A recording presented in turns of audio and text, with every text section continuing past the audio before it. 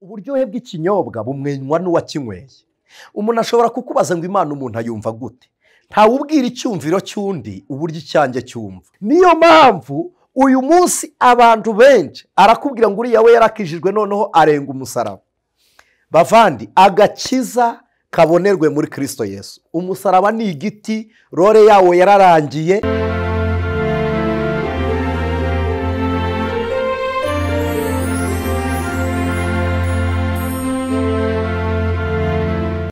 Yesu ashimwe cyane inshuti z'umusaraba, ndabasuhuje mu izina ry'umwami wacu Yesu Kristo. Amahoro n'urukundo, ubuntu n'ubugwaneza ndetse imbaraga kubw'imbabazi z'Imana byose bibe kuri mwe. Imana ishimwe.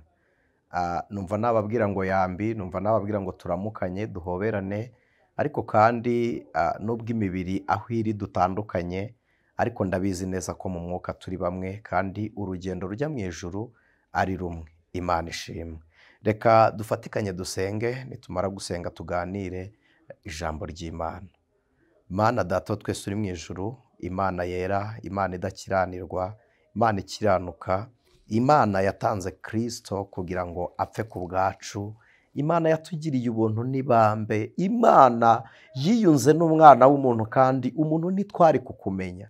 Wari umunyembaraga uraho, wari kutumaraho tugashira.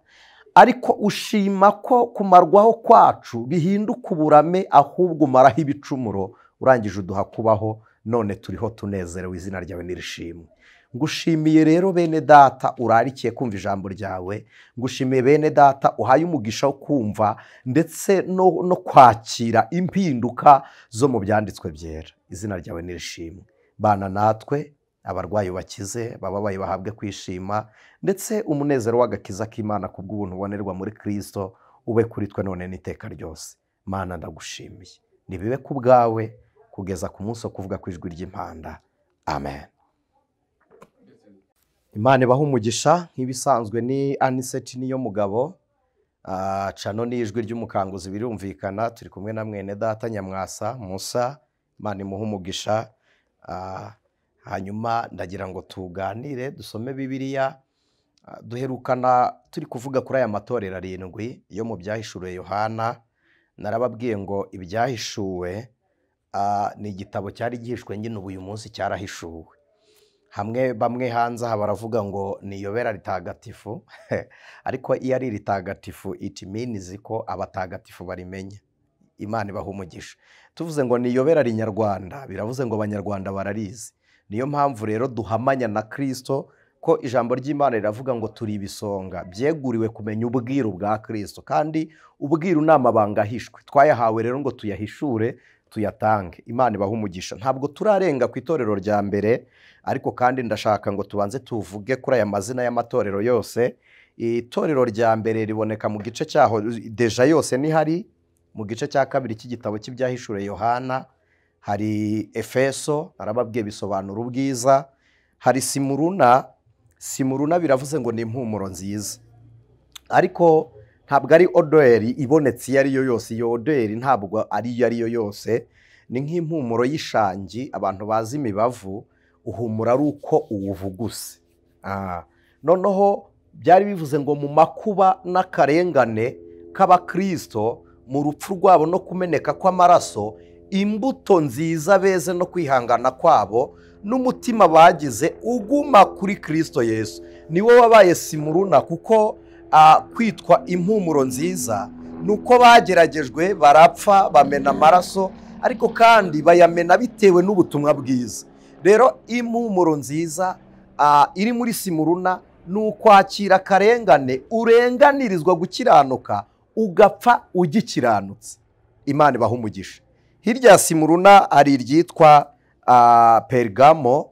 Pergamo ni ukuvuga ahitaruye cyangwa hagaragara kuruta ahandi. Ni itorero umugabo witwa Constante yabayemo. Abahanga bakunda gukurikirana histoire barabizi ko ari nacyo gihe Constante yabatijwemo. Ntabwo tuza kuhatinda ko si yo histoire nshaka kubaha. Hirya Pergamo biravuga ngo nahitaruye cyangwa hagaragara kuruta ahandi, cyangwa ahari ku mucyo. Mbibutse ko n'itorero rya Kristo ariko Yesu yaribwiye, yaratubwiye ngo muri umudugudu wubatswe ku mpinga z'umusozi, aho uri hose uri Pergamo. Hanyuma Efeso, sorry gatoya nsubira inyuma, biravuze ngo n'ubwiza cyangwa abanyagikundiro, birasobanuye ngo bafite ubwiza bwa Kristo, ko Efeso niryo torero rya mbere, ni naryo umuntu yashyikiragaho ava muri Aziya yinjira neza ajya muri Isirayeli. Ni itorero ryari riri hafi n'inyanja, just uyu munsi ni kuva muri Egeya ya Palestina werekeza neza kuri Egeya, ni ikibaya plutôt ni inyanja, hari mu gishanga cyo muri Efeso. Uyu munsi ntirigihari, niko amateka twereka ko Efeso hararidutse, ariko abanyagikundiro, abafite ubwiza bwa Kristo turacyariho. Imana ibaha umugisha. Pergamo niryo twari tubabwiye. Hakurikiraho ibyitwa Tuwatira. Tuwatira biravuga ngo ni amayoberane.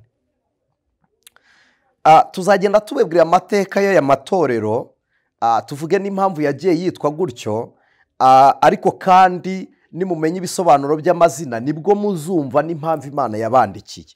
Hirya ya Tuwatira hari urwandiko rwandikiwe itorero rya Philadelphia. Philadelphia biravuga ngo ni urukundo rwa kivandimwe.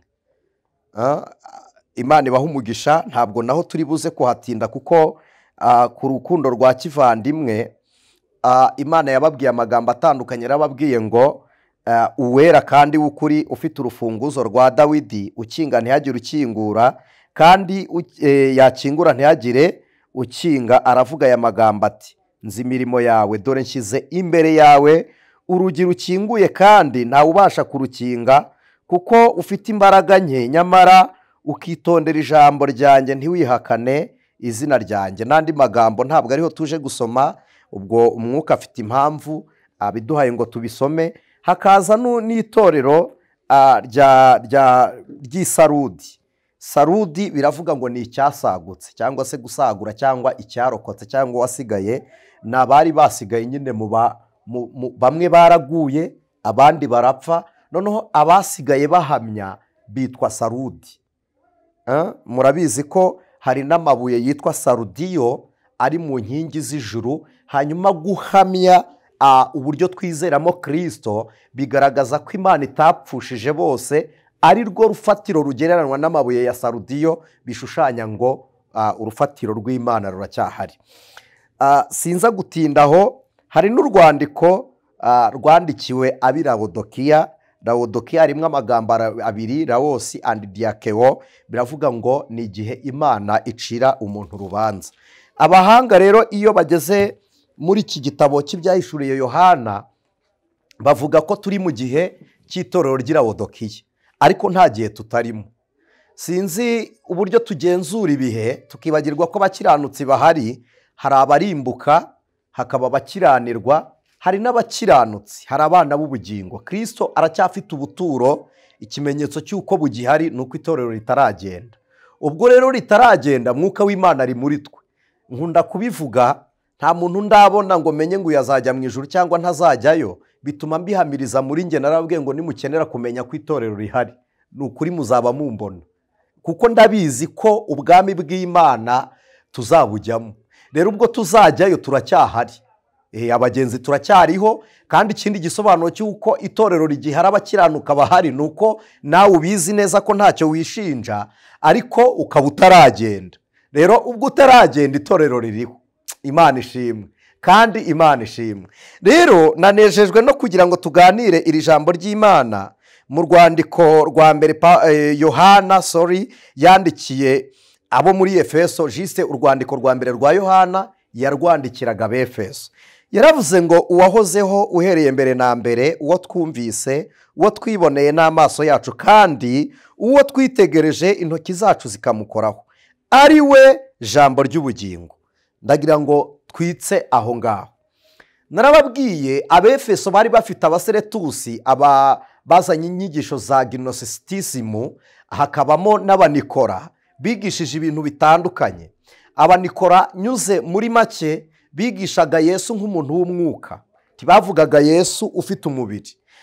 Impamvu mbivuze ni iki? Bahakanaga urupfu rwa Kristo, ko n'abandi batazapfa gutyo, ahubwo bagiraga kwizera kuvuga ngo uwapfiriye mu Rwanda avukira i Burundi cyangwa muri Kongo cyangwa n'ahandi, wapfiriye hano roho iragenda ikavukira mu bandi bantu. Iyo myizerere ituruka ku banikora, ariko kandi bakemera Yesu bavuga ngo impamvu uwapfuye atazazuka nuko twebwe twambaye umubiri kuko umubiri ubora, noneho ubugingo bwo muri twe buzajya ahandi. Bakavuga ngo impamvu Yesu we yazutse nuko yari umuntu w'umwuka, bakabihera mu ivuka rye, Mariya yakira umwuka akabyara umwana w'umuhungu.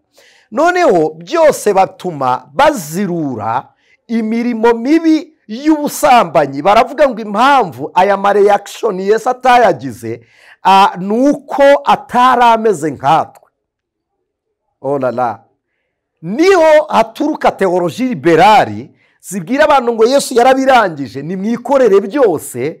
Bafite impamvu babidefandaga nubwo zigeze nta, kuko zihereye muri Korea ziza muri Afurika, deja n'abazizanye mu Rwanda n'abakoreya.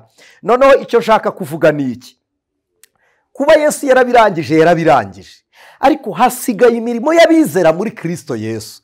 Imirimo y'abizera ni ugukoresha agakiza ko muri twe kakera imbuto, ariko gutsinda, kuko umwijima nuba kuri mwe bigaragaza ko umucyo wo muri mwe wapfuye, ariko umucyo wanyu numurika bigaragaza ko umwijima aho muri utagihari.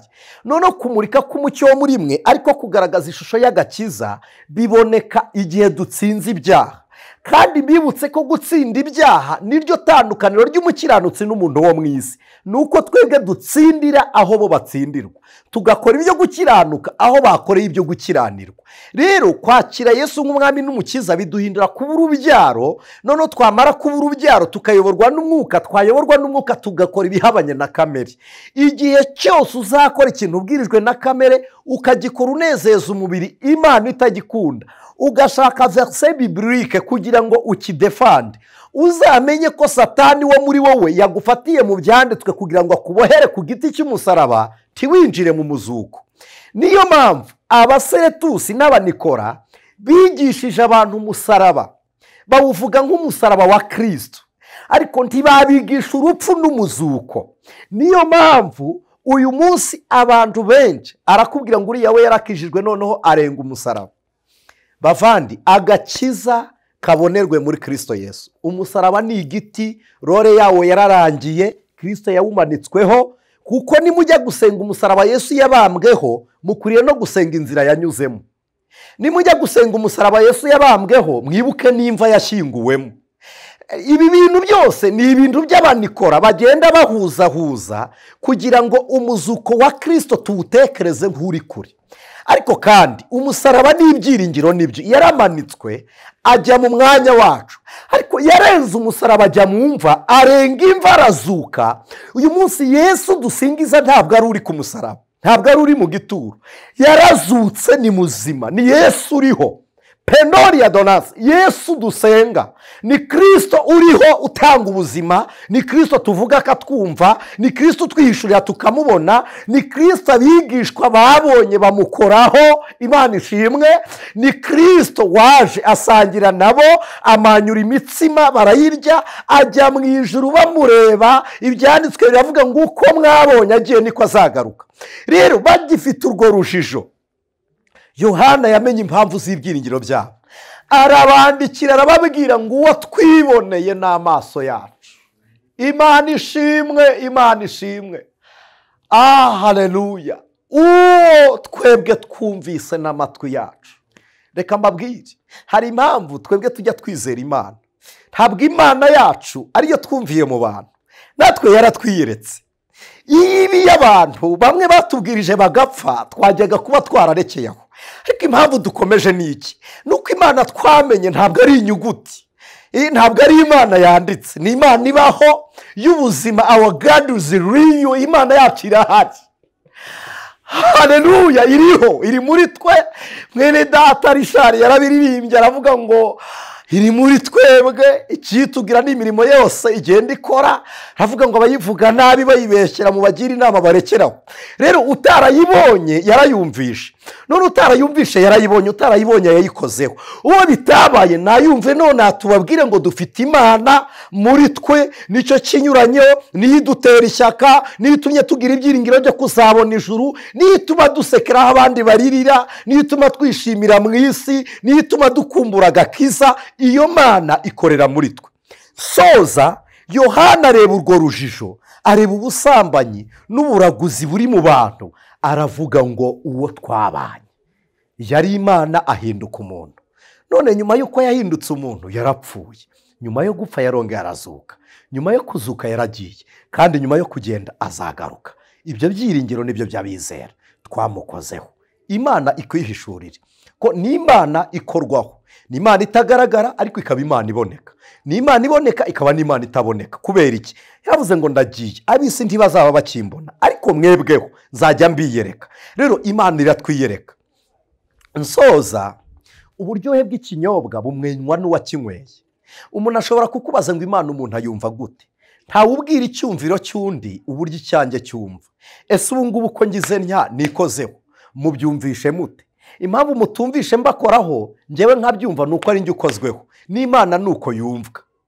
Uyumva ari uko ikurimo, uyumva ari uko igukozeho, uyibona ari uko ikwiyeretse, ikuryohera ari uko uyifite. Uko utaryoherwa n'icyo utariye niko utaryoherwa n'agakiza utarakizwa. Niyo mpamvu mukwiriye gukizwa kugira ngo mujyoyininge cyangwa se murye ku buzima bw'agakiza. Noneho rero bene data, reka dusengane Imana. Agakiza ni iki?